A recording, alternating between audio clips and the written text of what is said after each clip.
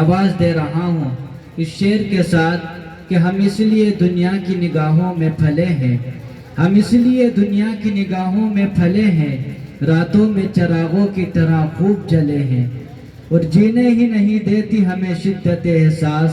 ہاتھوں سے اگر برف بھی چھولے تو جلے ہیں۔ موصوف آئے اور تقریر پیش کرے۔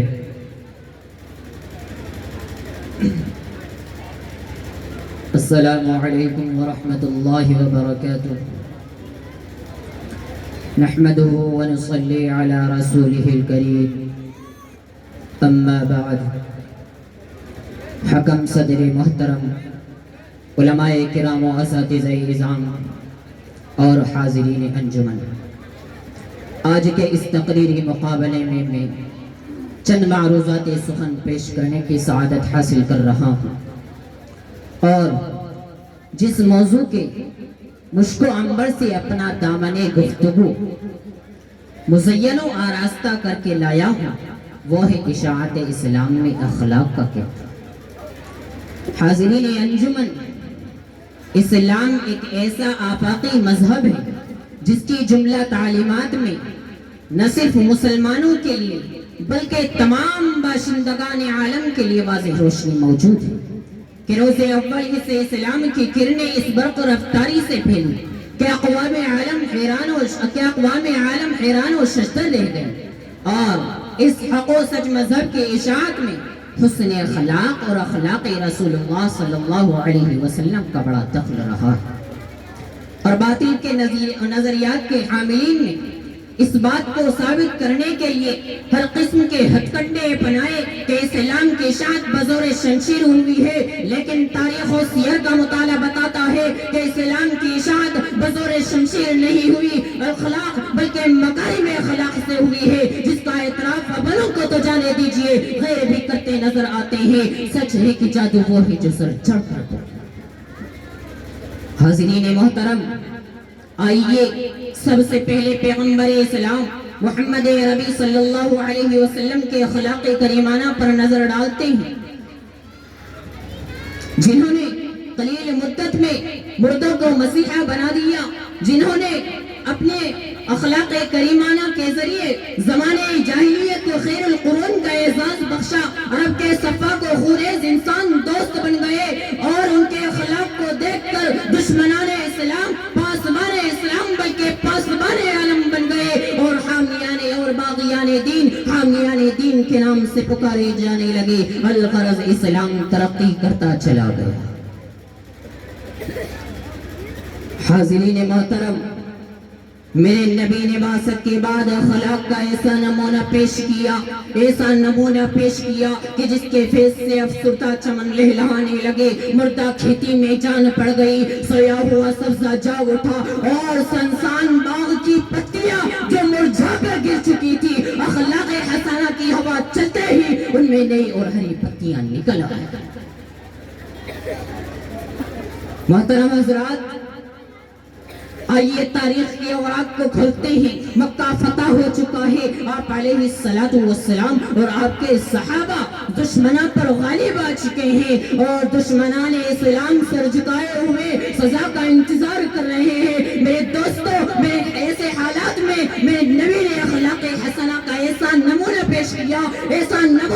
کیا کہ جس کی مثال پیش کرنے سے دنیا عاجز و قاصر ہے۔ دشمنوں سے خطاب ہوتا ہے، لا تثریب علیکم اليوم یغفر اللہ وهو ارحم الراحمین، کہ جاؤ، آج محمد کی طرف سے معافی کا اعلان کیا جاتا ہے۔ یہی نہیں بلکہ اور آگے بڑھیے، سردار ثمامہ جو آپ کے خون کا پیاسا تھا، اخلاق حسنہ سے متاثر ہو کر عاشق رسول بن گیا۔ اکرمہ بن ابی جہل جو توحید کا دشمن تھا، اخلاق حسنہ سے متاثر ہو کر عاشق رسول بن گیا۔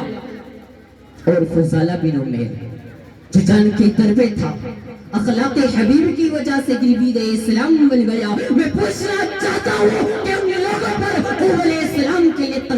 تلوار کس نے اٹھائی تھی؟ کیا یہ قبول اسلام اخلاق کا نتیجہ نہیں تھا؟ عزیزان محترم، آج دنیا یہ تسلیم کرنے پر مجبور ہے کہ اسلامی اخلاق ایک ایسا شجر سایدار ہے کہ جس کی چھاؤں میں انسانیت آ کر سنورتی اور نکھرتی ہے، یہ آب حیات کا وہ سمندر ہے کہ جس کی موجیں انسان کو حیات بخشتی ہے، اور یہ وہ آفتاب ہے کہ جس کی ضیاء پاش کرنیں پورے عالم کے اندر، پوری دنیا کے اندر امن و امان، عدم تشدد اور سکھ اور چین کی روشنی پہنچاتی ہے۔ اور جس فرد یا جس جماعت نے یہ فلسفہ سمجھ لیا وہ حلقہ پکوش اسلام ہونے پر مجبور ہو گئے۔ حضرات، آئیے اسلامی تعلیمات کا بھی ذرا جائزہ لیتے چلیں، جن کو دیکھ کر، پڑھ کر، سن کر، برت کر اور بروئے کار لا کر ایک جہان اسلام کے دامن وسیع میں پناہ لینے پر فخر محسوس کرنے لگا۔ آپ علیہ السلام کا ارشاد ہے وَإِنَّ خِيَارَكُمْ أَحَاسِنُكُمْ أَخْلَقًا، کہیں ارشاد ہوتا ہے وَلَّا يَرْحَمُ لَا يَرْحَمُ، اور کہیں اسلام ارحموا اہل الارض کا نغمہ سناتا ہوا نظر آتا ہے، اور کہیں قرآن کریم ان اکرمکم عند اللہ اتقاکم کا مساویانہ درس دیتا ہوا نظر آتا ہے۔ یہی وہ ذری تعلیمات ہے کہ جس کی وجہ سے اسلام تیزی سے پھیلا اور اس کی اشاعت روز افزوں ہوئی۔ حضرات، قلت وقت دامن گیر ہے، ورنہ طائف کے واقعات سناتا، فتح مکہ کی روداد سناتا، جنگ احد کی منظر کشی کرتا، جنگ حنین میں آپ کے اخلاق حسنہ کی جھلک دکھاتا، مکہ کی گلیوں کی سیر کراتا، جو اسلام اور اخلاق اسلام اور پیغمبر اسلام کے عظیم اخلاق کے نغمے سنائیں گے کہ جنہوں نے دیکھ کر، جنہوں نے اخلاق حسنہ کو دیکھ کر قبل اسلام قبول کرے۔ میرے دوستو، دل میں جذبات کے سمندر موجزن ہے، جس میں بے شمار الفاظ تعبیرات کے لیے بے چین ہے، اور یہ موضوع بھی اتنا وسیع ہے کہ جس پر گفتگو کرنے کے لیے گھنٹوں کے گھنٹوں کی ضرورت ہے، لیکن جب میں دوسری طرف دیکھتا ہوں تو وقت بھی ساتھ دینے سے بے وفائی کر کے انکار کر دیتا ہے۔ میں اپنی بات کو اس شعر کے ساتھ ختم کرتا ہوں۔ سچ ہے تیرے اتوار کا ثانی نہ ملا، سچ ہے تیرے اتوار کا ثانی نہ ملا، اس دور کے یسار کا ثانی نہ ملا، ویسے تو ملے لاکھ نقوش تازہ، لیکن تیرے کردار کا ثانی نہ ملا۔ دعا کیجئے کہ اللہ تبارک و تعالی ہم سب کو اسلام کا سچا اور مخلص خادم بنائے۔ وآخر دعوانا ان الحمدللہ رب العالمین۔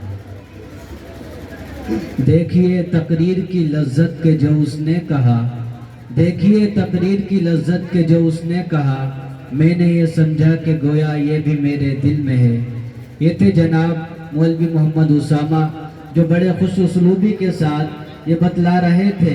کہ اسلام کا چراغ ظلم و جور اور تشدد کے تیل سے روشن نہیں ہوا، بلکہ اس میں اخلاق حسنہ کا روغن ڈالا گیا ہے۔ تو آئیے حضرات،